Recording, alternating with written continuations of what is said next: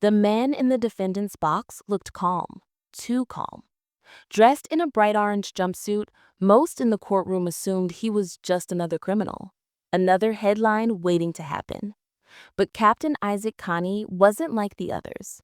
Beneath that still surface was a tactician, trained, calculating, and quietly waiting. He wasn't on trial. He was running an operation. Meanwhile, high above the courtroom chaos, District Attorney Preston Croft watched from his office, soaking in the flashing lights of media vans outside.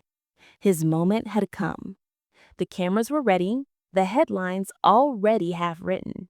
He turned to his assistant. "Tell them I'll make a statement after the hearing," Croft said smugly. "And make sure they get my good side, not the protest signs." The assistant hesitated. "Sir, I've read Kane's file multiple times. He's clean. Spotless record, no priors, no warnings, not even a parking ticket. Are we sure about this angle?"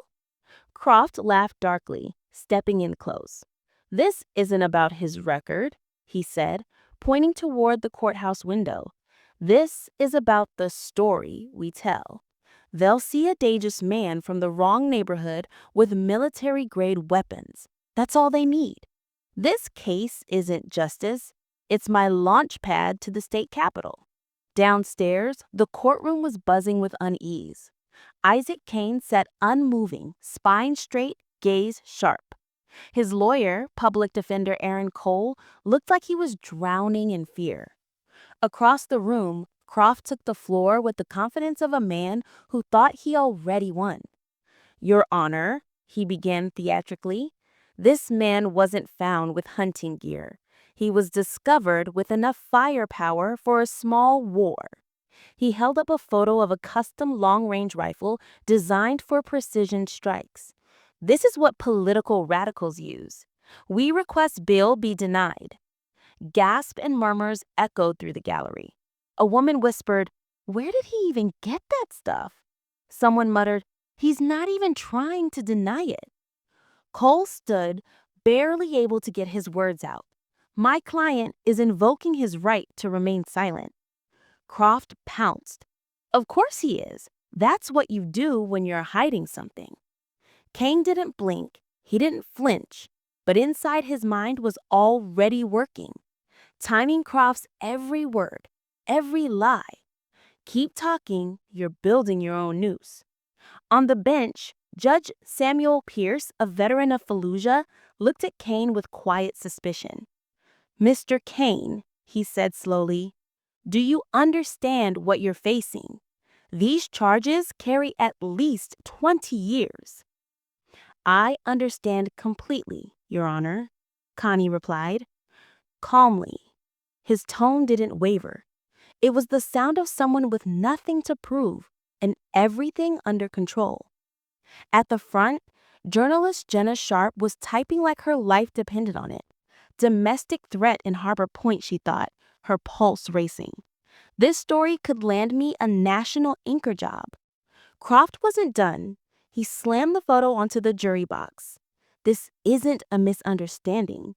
This is a terrorist." Cole objected, but Croft didn't care. The narrative was his to shape, until it wasn't.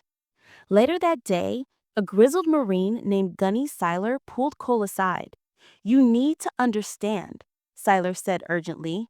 "That man in the jumpsuit, he's not what they think he is. He's something way more dangerous, and he's letting Croft walk right into a trap." Cole blinked. "I don't understand." "You don't have to," Seiler growled. "Just ask yourself why someone with Kane's level of training would sit silent. He could have shut this all down with one call." Inside the jail, Kane ran his life like a covert mission. Early workouts, mental prep, observation. He was mapping the entire system. Guards, cameras, who held power, who didn't. The guards noticed. "He's not scared," one said. "He's waiting." When Kane finally met Seiler face to face in the visiting room, something unspoken passed between them. "How many tours?" Seiler asked. Kane didn't answer directly. Does that have anything to do with my case? "4 tours Kandahar," Siler said. "I know that look. You're not regular military. You're black ops." Aaron Cole looked completely lost. "Can someone explain what's happening?" Kane's eyes stayed locked on Siler. "Some missions require silence, even under fire. And when the emergency channels are compromised," Siler pressed. Kane leaned in. "Then you wait and let the enemy expose themselves." That night, Croft went on every local news station. "We've uncovered a dangerous extremist with ties to domestic terror," he announced proudly. His career was soaring until it wasn't. 3 days later, Cole rushed into the jail breathless. "Kane Siler thinks you're ghost status. Deep black. He thinks this is bigger than any of us realize." Kane gave the faintest smile. "Sometimes," he said, "the best way to catch a predator is to act like prey." That night, Siler's phone rang. A blocked number. The voice on the other end was cold and commanding. "Gunny, you need to back off. Stop asking about Crestwall County. You're stirring up something classified. If you care about your life or his, stand down." Morning of day 4. Croft was at the podium. Press everywhere. Lights flashing. "I can now confirm," he announced proudly, "that we've uncovered a terrorist financier. This is a national security threat." And then the noise came. The thundering beat of helicopter blades. 2 Black Hawks descended on the courthouse. A motorcade of black SUVs followed. The dozens of uniformed officers fanned out like a military exercise. Croft froze. In the courtroom, Cole's phone buzzed. "Mr. Cole," a voice said sharply, "this is Colonel Matthews. Do not let your client sign anything. A 4-star general is en route." Then bang, the courtroom doors burst open. General Aniston Drake stepped through, medals gleaming, flanked by a full military entourage. Her presence silenced the entire room. "Where is Captain Kane?" she demanded. Croft stammered. We have a suspect in custody." "You mean one of the most decorated covert operators in the U.S. military?" She cut in, her voice like ice. "Congratulations, Mr. Croft. You just exposed exactly what this operation was meant to uncover. Your own corruption." Judge Pierce opened the file handed to him. His face went pale. My God. The truth hit like a sledgehammer. Kane wasn't a threat. He was the test. A classified operation designed to expose systemic bias in law enforcement. Croft had failed spectacularly. General Drake turned to the cameras.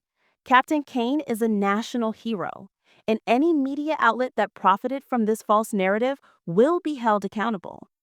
Kane entered the courtroom. No cuffs, no shame. His posture now screamed command. He nodded respectfully to the general. "Mission accomplished, ma'am." 3 months later, a formal ceremony was held.